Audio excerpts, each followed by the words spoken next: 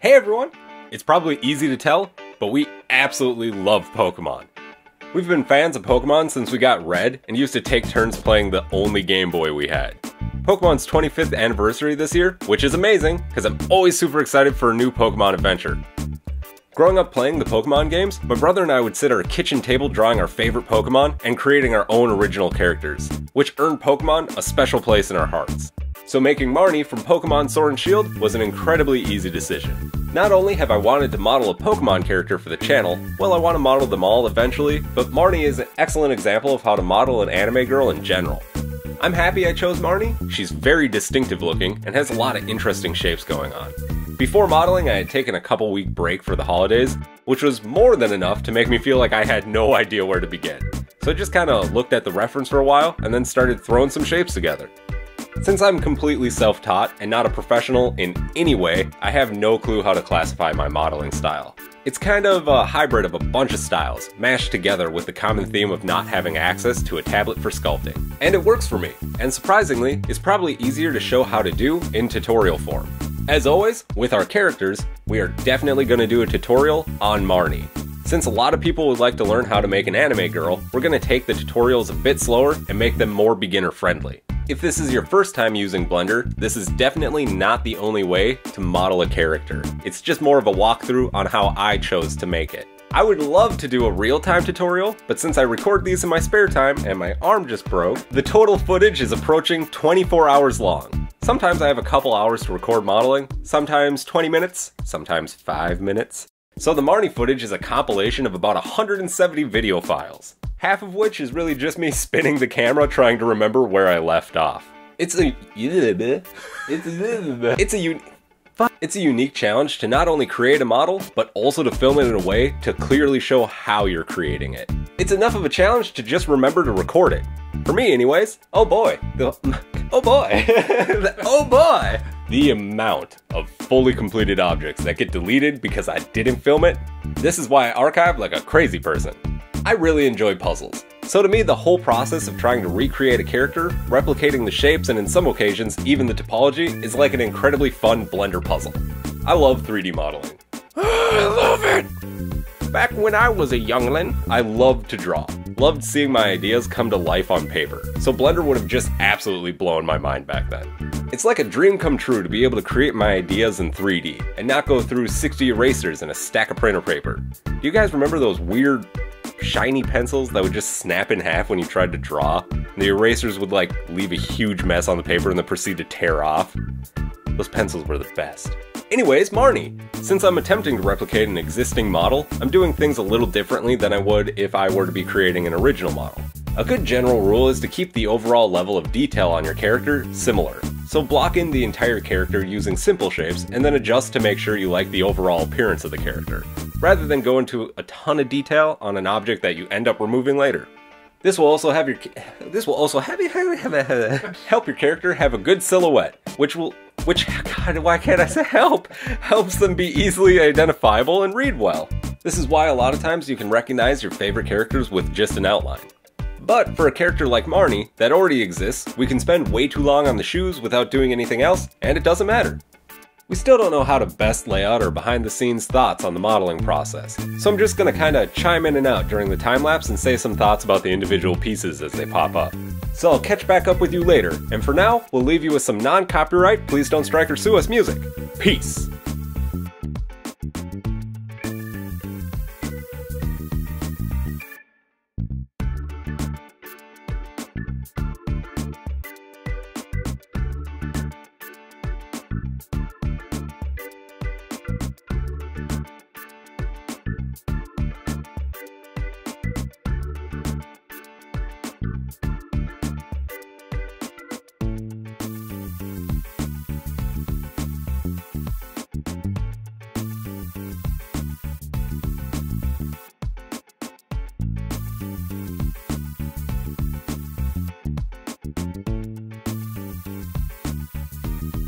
The actual Marnie model from the game doesn't have shoulders or arms under her jacket. So when I began the dress, I wasn't sure if I was going to follow the official model or build the upper body entirely and then cut the poly count down later. But I decided about halfway through to build my model to match the actual model. Depending on your project, it might make sense to have one model with multiple clothing sets that switch, or individual models for each outfit. In Marnie's case, her coat and backpack are all rigged, so her rig would change dramatically with different outfits, making it easier to have multiple different models, as well as poly count and system limitations, etc, etc.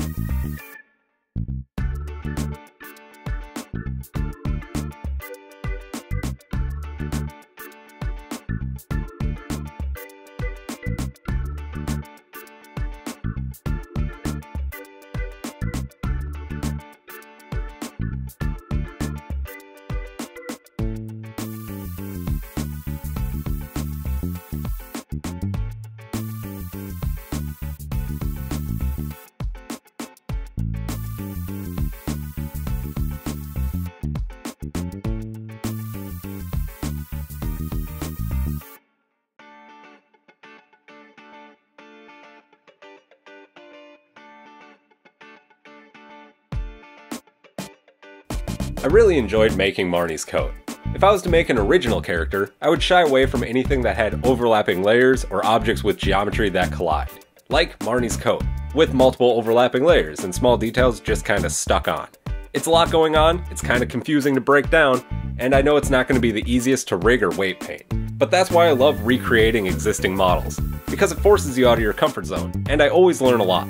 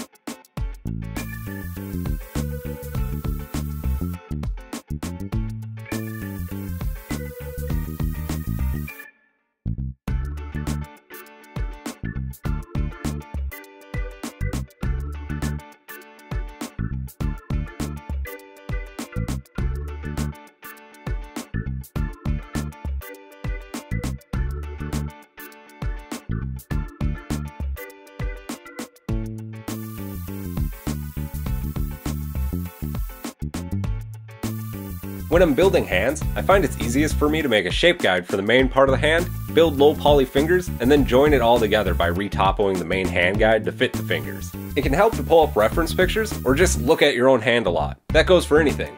The greatest and most frightening thing about the internet is that you can find images of anything for reference.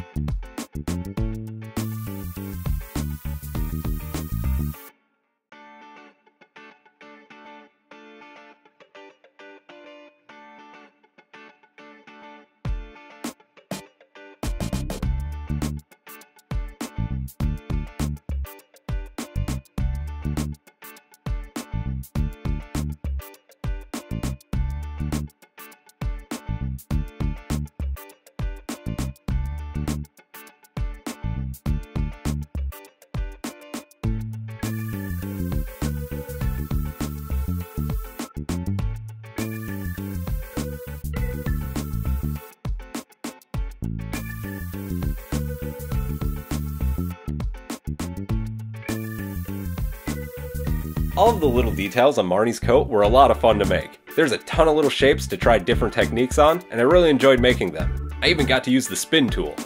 I love the spin tool.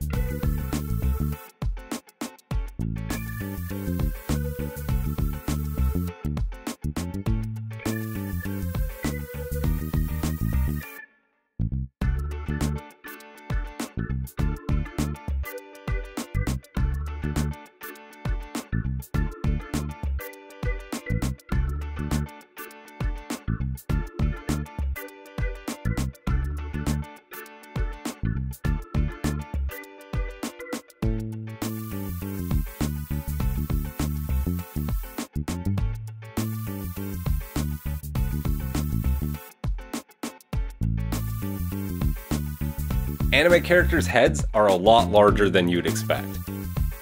I was a bit intimidated by Marnie's face at first. I was slightly worried it wouldn't turn out looking like her.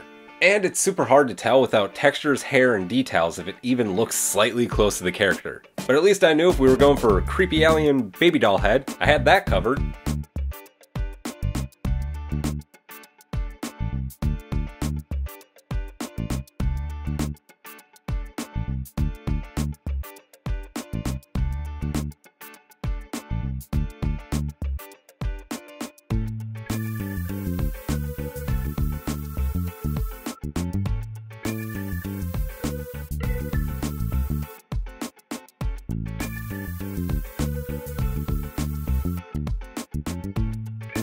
If you're trying to make a lowish poly model, don't be too afraid of tries, especially while retopoing. An object can always be made higher or lower poly by retopoing or subdividing. And although you can subdivide and retopologize a model as many times as you want to go lower or higher poly respectively, keep in mind that you lose some of your shape's volume when you do, especially if you're retopoing to a significantly lower poly count. So just keep that in mind and maybe inflate your objects a bit by hand if needed. Also make sure you spin your character around a lot, look at it from many angles. While modeling, I spend probably over half my time just spinning my character around. It helps to make sure you're paying attention to the curvature of your objects.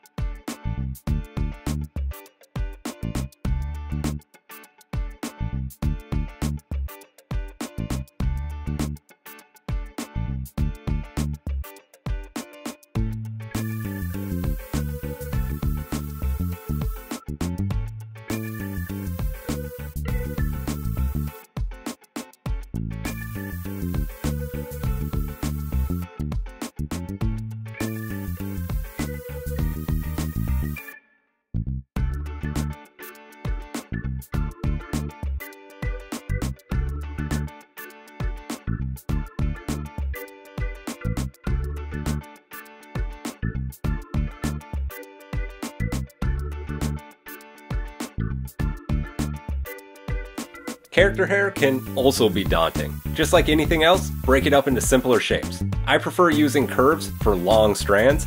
You can make hair strands by hand by connecting circles, but they're much harder to control. I tried making her bangs by hand, but found it to be a lot more work.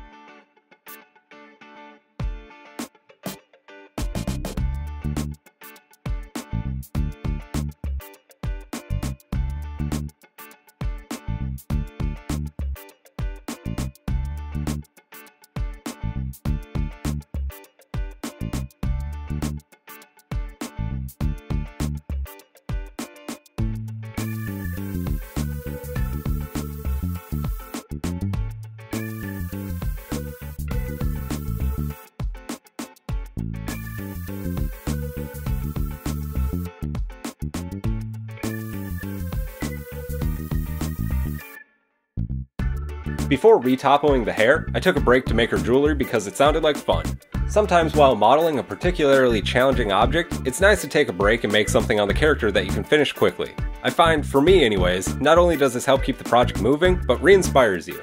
And in my case, I didn't have long to record that day, so I went with something easier.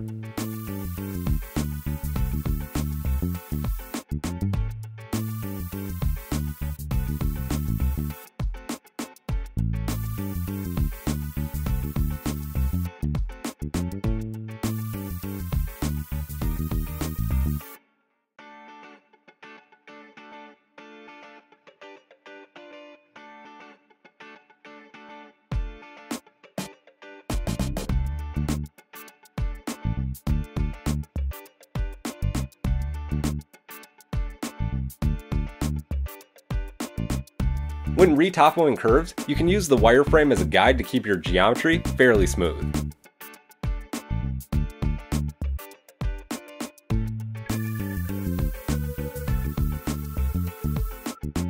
For some reason, when I turned off the mirror modifier on my curve, the snap to face functionality no longer worked. I'm not sure why that was the case, but if you ever run into that, maybe just convert your curve into a mesh with Alt-C.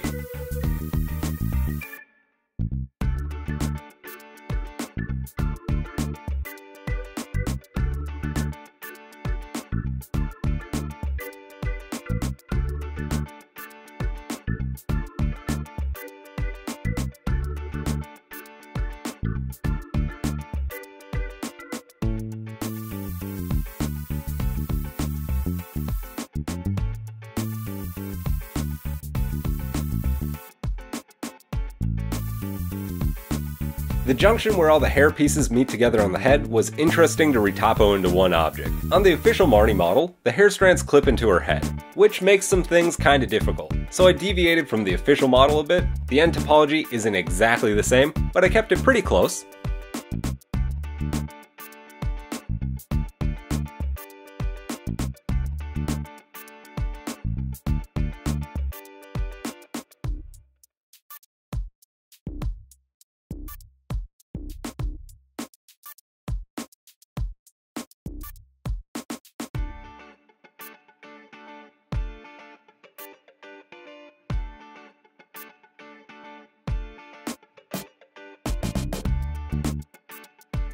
Her bangs were also a little bit of a challenge to retopo and connect to the head. I just kinda smoothed it all out where I could. I tried. Really, I did.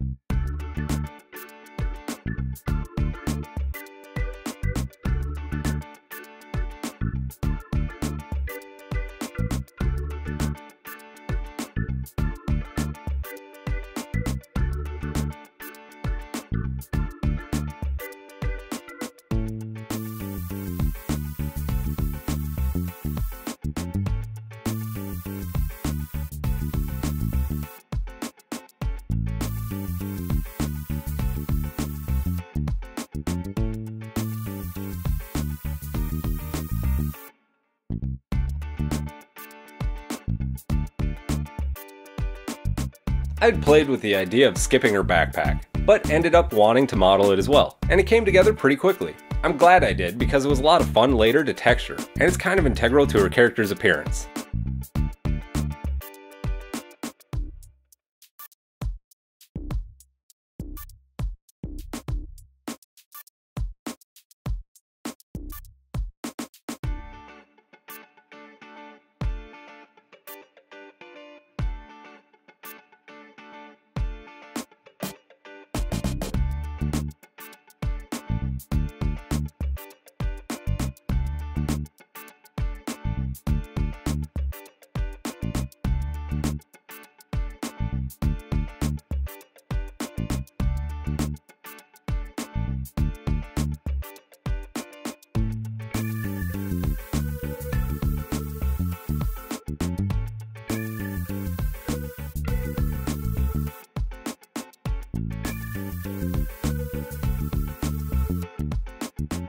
An interesting thing I found about the official Marnie model is that a lot of her topology lines up with her texturing. So like on the backpack, these edges line up with the straps on the texture perfectly. I got pretty close, but it didn't quite line it up as well as they did. My guess is they had a high poly textured model that they re-topoed afterwards. It'd be fun to see how they made their model.